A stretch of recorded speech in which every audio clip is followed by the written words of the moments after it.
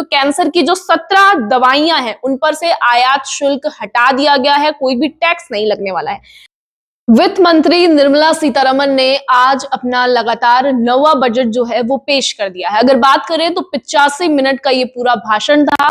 आम आदमी, tax payers, businessman और शेयर बाजार की नजरें इस पर टिकी हुई थी, लेकिन दुर्भाग्य की बात है कि आम आदमी के लिए कोई विशेष घोषणा इस बार नहीं की गई है। ना ही कोई जो इनकम टैक्स रिटर्न की जो स्लैब्स होती थी उस पर भी कोई चेंज, कोई बदलाव नहीं हुआ है। पिछली बार जब बजट आया था तब उसमें चेंजेस थे, इनकम टैक्स जो है टैक्स को लेकर थोड़ी बढ़ोतरी की गई थी। इस बार भी ये कयास लगाए जा रहे थे कि 13 लाख रुपए तक की इनकम को टैक्स फ्री कर दिया जाएगा, लेकिन अभी तक ऐसा कोई भी जो है घोषणा नहीं की गई है। आम आदमी के लिए कोई भी इस बार सुर्खियों में बजट नहीं रहा है। बात करें तो 7 बड़ी घोषणाएं इस बार यहाँ की गई है और इस बजट की बात करें, प्रेरित था ये युवा शक्ति से। 3 कर्तव्यों की बात फाइनेंस मिनिस्टर ने यहाँ पे की थी। पहली घोषणा की अगर बात करें तो इनकम टैक्स स्लैब में कोई भी बदलाव नहीं हुआ है, लेकिन एक अपडेट जरूर किया गया है कि रिवाइज रिटर्न फाइल करने के लिए अब 3 महीने से ज्यादा का समय कर दिया गया है। यानी पहले जब आप रिवाइज रिटर्न फाइल करते थे तब 31 दिसंबर की वो तारीख होती थी, लेकिन इसे अब 3 महीने बढ़ा दिया गया है। अब 31 मार्च तक आप रिवाइज रिटर्न फाइल कर सकते हैं। 3 महीने का अतिरिक्त समय आपको मिला है। दूसरी घोषणा की अगर बात करें तो 7 हाई स्पीड रेल कॉरिडोर की घोषणा की गई थी। रूट्स हमने आपको बताए थे कि कहां से कहां तक ये चलने वाले हैं। तीसरी अगर विशेष घोषणा की इस बात करें तो कैंसर की जो 17 दवाइयां हैं उन पर से आयात शुल्क हटा दिया गया है, कोई भी टैक्स नहीं लगने वाला है।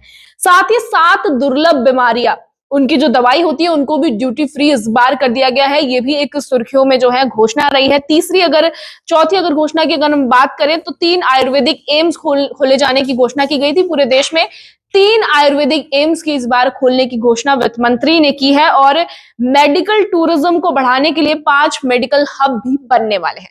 साथ ही 5 लाख से ज्यादा आबादी वाले टियर 2 और टियर 3 वाली जो सिटीज है, जो शहर है, उनको एक विशेष बजट इस बार आवंटित किया गया है। कितना बजट आवंटित किया गया है तो मैं आपको बता देती हूँ, 12.2 लाख करोड़ खर्च करने का ऐलान इस बार किया गया है।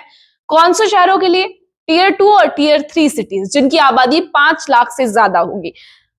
अगर छठी घोषणा की अगर बात करें तो 15,000 सेकेंडरी स्कूलों और 500 कॉलेजेस में कंटेंट क्रिएटर लैब्स की बनाने की घोषणा की गई है। अगर ये सबसे अनोखी बात इस बार हम कह सकते हैं, क्योंकि कंटेंट क्रिएशन हमारे देश में इस बार ट्रेंड में है। डिजिटल इंडिया की हम बात करते हैं और बजट में भी घोषणा कर दी गई है कि 15,000 सेकेंडरी स्कूल्स में और 500 कॉलेजेस में कंटेंट क्रिएटर लैब्स बनाई जाएगी। हालांकि ऐसे कयास लगाए जा रहे हैं कि इन लैब्स में जो बच्चे हैं उनको प्रेरित किया जाएगा, जो टेक्निकल टर्म्स होती है वो सिखाई जाएगी। 7वां और सबसे महत्वपूर्ण अगर हम बात करें कि कौन सी घोषणा है, तो वो घोषणा है कि 800 जिलों में लड़कियों के लिए गर्ल्स हॉस्टल खोले जाएंगे। यानी कि प्रत्येक एक जिले में एक गर्ल्स हॉस्टल खोला जाएगा।